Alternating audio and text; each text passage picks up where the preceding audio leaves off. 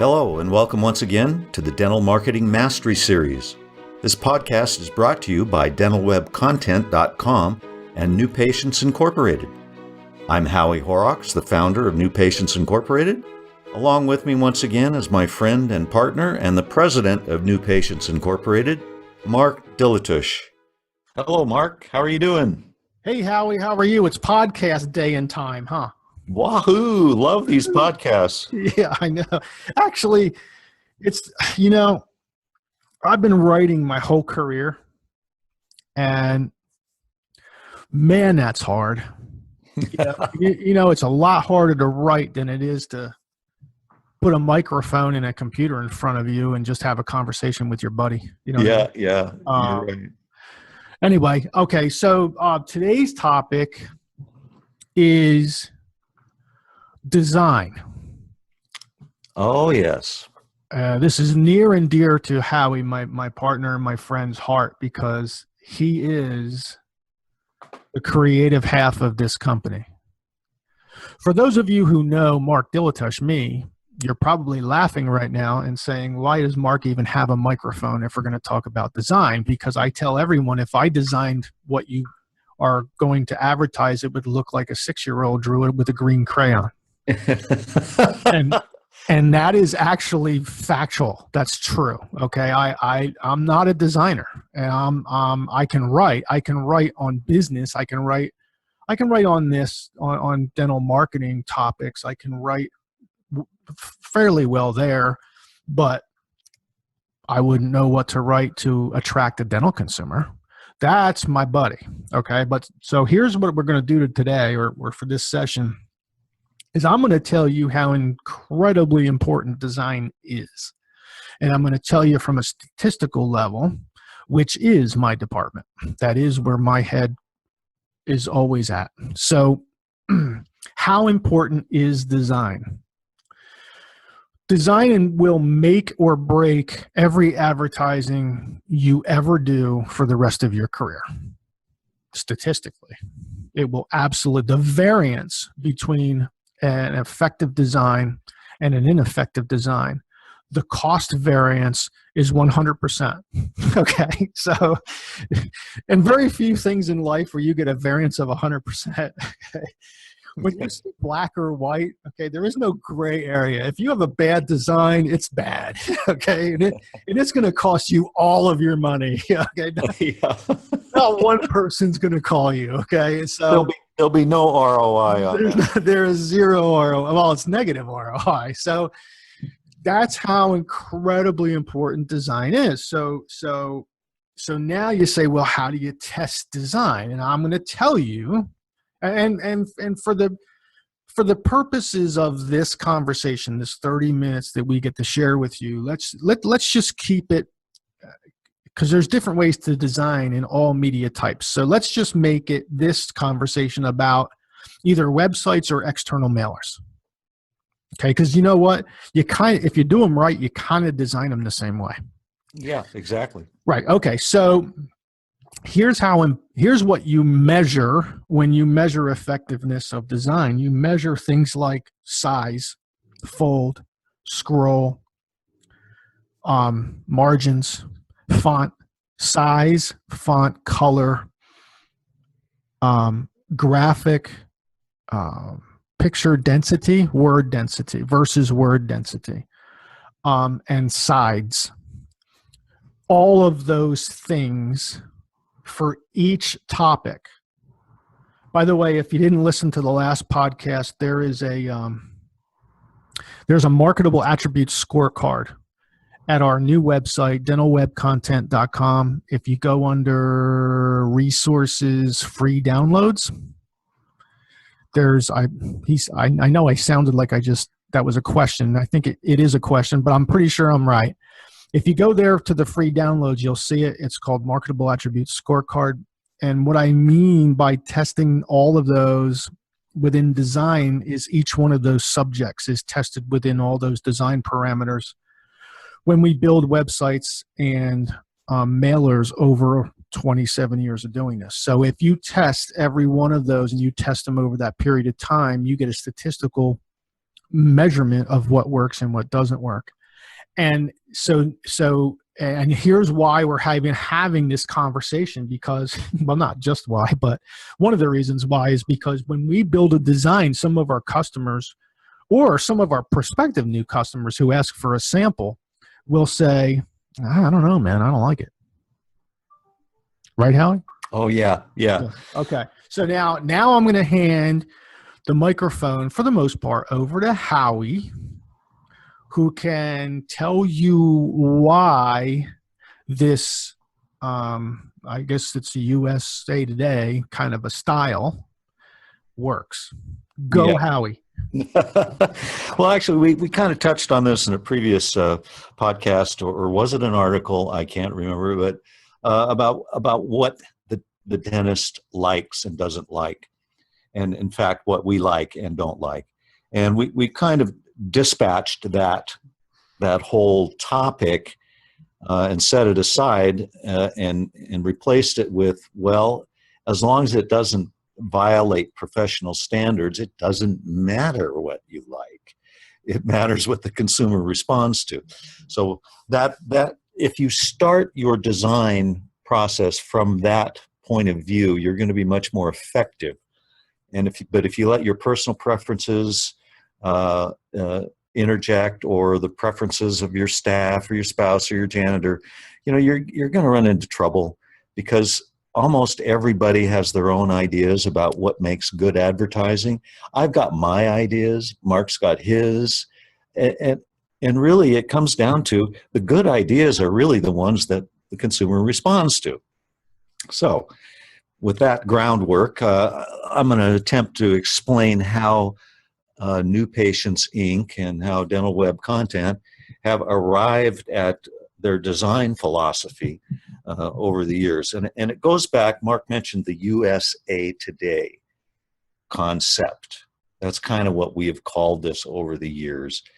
For a long time, it was proprietary. We just sort of kept it to ourselves, but not anymore. It's in our last book, and we want to get the word out about it, because it's a good approach to design. And it's in every piece of content on dentalwebcontent.com too. Yeah, exactly.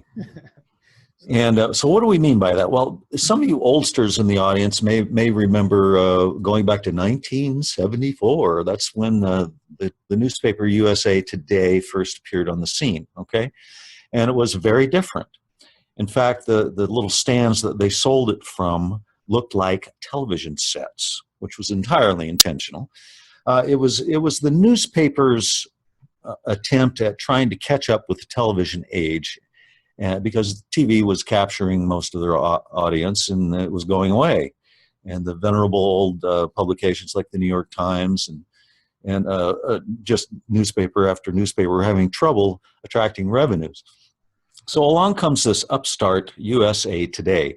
Well, fast forward just 10 years after that, and it has become, or it became, the fourth largest English language newspaper on the planet, even though it was USA Today. Okay, so that tells you something right there. Tells you a lot. So, we took a look at that, and we thought, there's a modeling possibility here that we need to look into. Now, if you looked at the newspaper at the time, it was very different. First of all, it had color. No other newspapers had color. Are you kidding me? And it also took advantage of what we would call the short attention span, although I think that's mislabeling.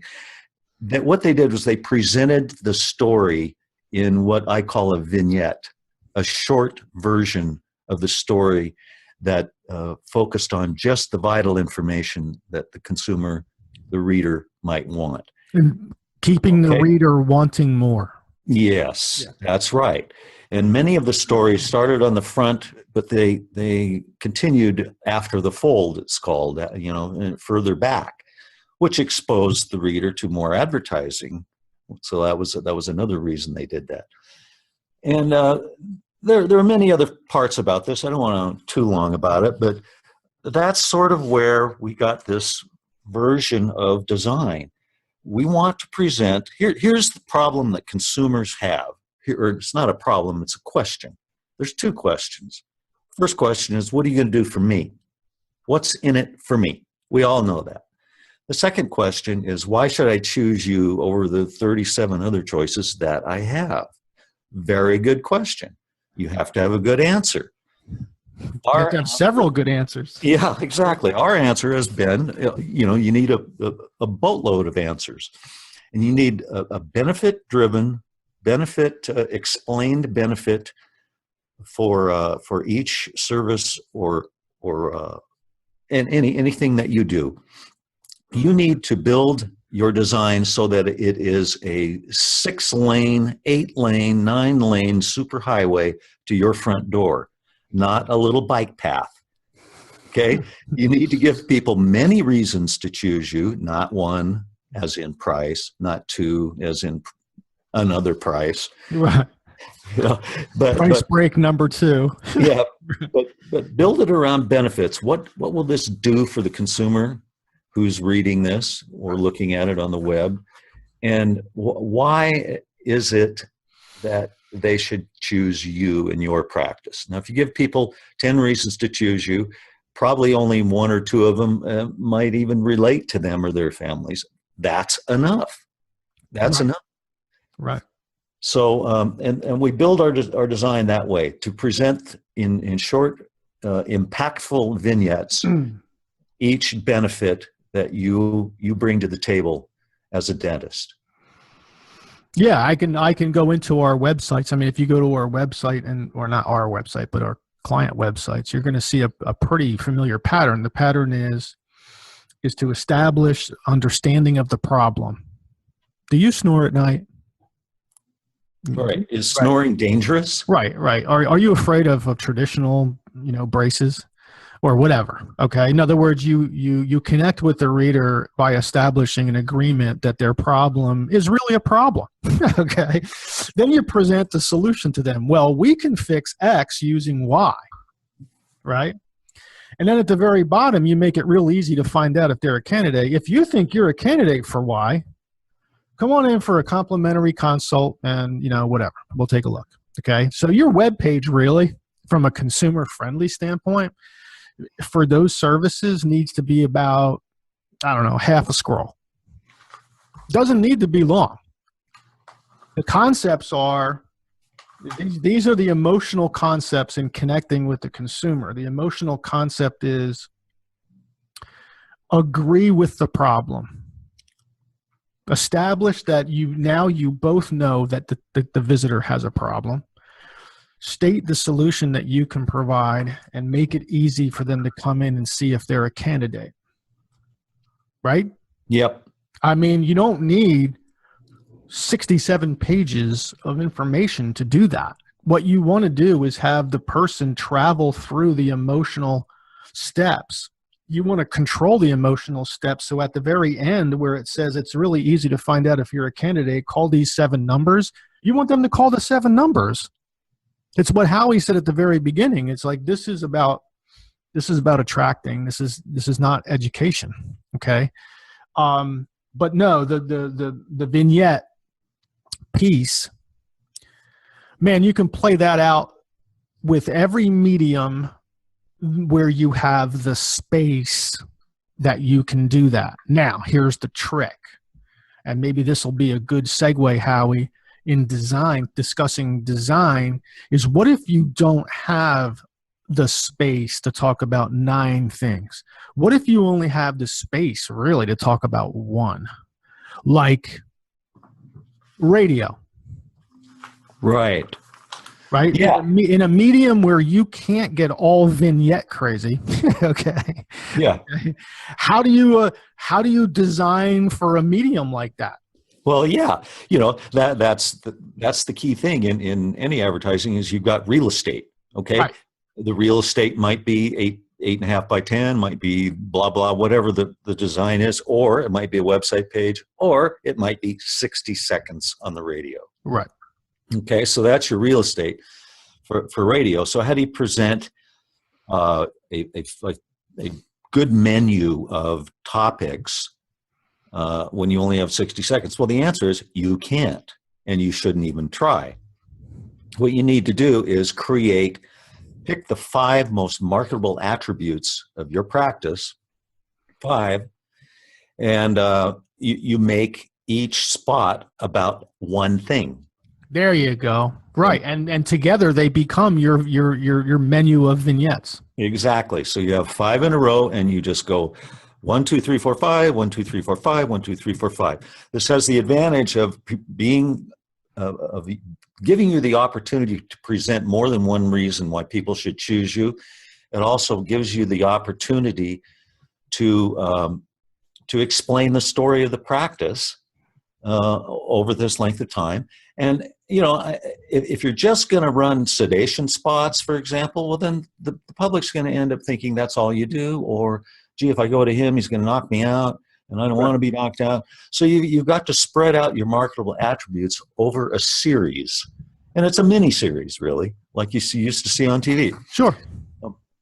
And that's how you do it with radio. Yeah, and you could say really the same thing for maybe a print ad. Like this month, we might want to put a print ad in a magazine about sleep apnea. And next month, we might want to put it in there about Invisalign. Exactly. Right. And the month after that, it might be about subject X or Y or Z or whatever. Right. So there are mediums there where you have the space, like mail or web. You have, well, it depends on how you do your mail. If you do postcards, you don't have any space. If you do larger than, like a brochure type of a mailer, you have the space. There's promotion mediums where you have the space to talk about, let's say, 5, 6, 7, or 8 of these vignettes, 5, 6, 7, or 8 reasons to choose you. Things like radio or television or print media, you really don't have the real estate, so you have to rotate singular messages.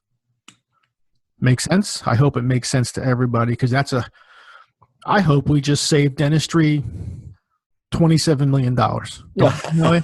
Really? I think we did. These are very expensive lessons to learn, right? But now within design, I will tell you that the normal, like if somebody listening to this went to design school and they listened to their design 101 teacher, and their design 101 teacher came up and said, I'm going to now teach you the general rules of design.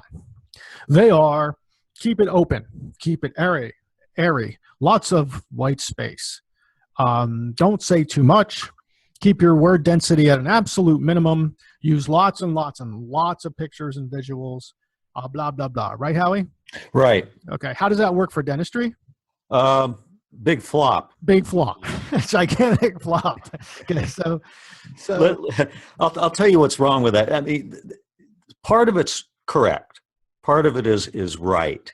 You have to be clear, and you can't have too many words, except and unless those words are the right words. Okay. Right. I mean, you can take a topic and you can write 700 words on it, and it's not going to matter to somebody who's not interested in the topic to begin with. So it doesn't matter if you have 700 words or 7 words. Right. Doesn't matter. Right. But to a person who is interested or can be perhaps persuaded to be somewhat interested in what you have to say about your dental practice, they're going to want to know all about it. Yep. Or as much as they can about it with the real estate that you have. This makes your copywriting essential, because you can't write a bunch of boring words about how great you are. Right. You have to talk about how great they can feel and look, and how much better their lives will be if they get this problem X solved. Right. Right. And this is great, Howie. This is a great conversation, because we, in a previous podcast, we talked about the internet, and we talked about, look, there's online promotion and there's offline promotion, and you should never do just one or the other. You have to do both. And we just now in this podcast discussed mail, and we discussed the vignettes, the idea of presenting 6, 7, 8, 9, 10 or more things about you for the reader to choose in a mailer, and then doing the same thing on the website. In the mailer is a vignette, and the only place they're going to get additional information about whatever service X is to go to the website. That's why we promote the website all over the mailers, right? So they work within that design philosophy, within the vignette design philosophy, or the USA Today philosophy of design. Those two pieces work like peanut butter and jelly. I mean, Yeah. like peanut butter and fluff. I mean, it's just... Well, we see that all the time. We send out Right. mailing for clients. Of course, we track it like it was our own money, and Yeah. we see their website hits go up. Right. Well, where do you think they're coming from? Right, exactly. So so what you want to do is, if you're going to do offline and you're going to do online, and obviously you're going to do them simultaneously, and you should. And if you're going to do them consistently, and you have this USA Today design philosophy behind your external mail and your website, it becomes unbelievably powerful when you carry the message through. So with your design, with your mailer, if the 8 vignettes say this, and this, they need to be available over here on the website when the person goes from your mailer to your website, learns more, and calls from there. You agree? They have to be easy to find on their website. Absolutely. Right. Front and center. Yeah. Front and center. Right. Okay. So yeah, I mean, that's design in a nutshell. I can tell you some don'ts. This will be a funny, but we'll leave this for the end. Okay. I can tell you the design questions that I shudder from. They are design questions about logos. Oh boy. There you go. Now that's a designer saying that. Okay. All right. Now here's not really, well, a copywriter saying that. So here's why. This is just friendly advice. It's probably not going to make you any money as a dentist, but it may save you some time. Dentists get all hung up on logos. What is a logo? Give me the definition of logo, Howie. Well, it comes from logotype, but it basically means what a visual expression of your brand. There you go. Okay. So having said that, Mark Dilatush from NPI is going to tell you, everybody listening to this, that none of you are branded. The definition of branding for a dentist is when you start seeing patients that are referred to you from people who aren't even your patients. There you go. And I bet that none of you are getting those yet. So I bet you none of you are branded. Now, I also understand that the word branding is way overused, okay, especially from people who design logos. All right. So logos are normally step 2. Normally, a doctor will name their practice. John or Jane Q. Smith, DDM, whatever, DMD, DDS. Okay, great. There's your practice name. What's next? I got to draw a picture. I got to have a logo. So they go out and they hire somebody, us or somebody else, to design a logo for them. Well, right behind the logo design are 15 projects that are actually going to get your phone to ring by actual patients. The logo that you're designing has never in the history of dentistry ever generated one phone call. Do you agree with that, Howie? Well, I admit that we've never actually tracked that. You're right. So it's anecdotal evidence, but yeah, I'm behind that. Come on, people. Okay. So I called because I really like that little sailboat in your ad. Yeah, right. Yeah. That's Please. It's never happened. Well, maybe. Okay, I will concede that it may have happened, and I really want to meet the person who it happened to. Yeah, that guy or that gal, I want to meet him. I want to see their logo too. Right. Okay. So outside of you having a magic logo like Magic Beans, right? just go get something you like. Make sure it's in warm, soft tones of colors. Make sure women won't be offended by it. Just whatever. Mountains, rivers. It doesn't matter. It doesn't matter nearly as much as you think it does. So that's my message to you. And here's my secondary message.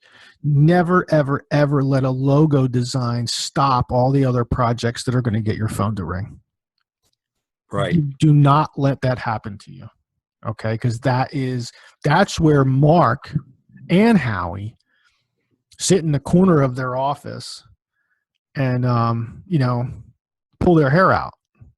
Because here we have all these other projects lined up and ready to go, and we have to drop the logo in, and the logo's taking 4 months, and the doctor's calling us and saying, I still don't have any new patients, and we have to say, you still haven't approved your logo, right? So don't go too crazy in logo design. That's my message.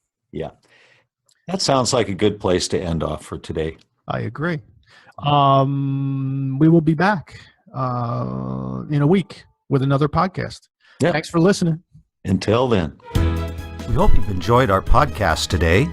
You can find more podcasts on our YouTube channel, on Stitcher, and iTunes.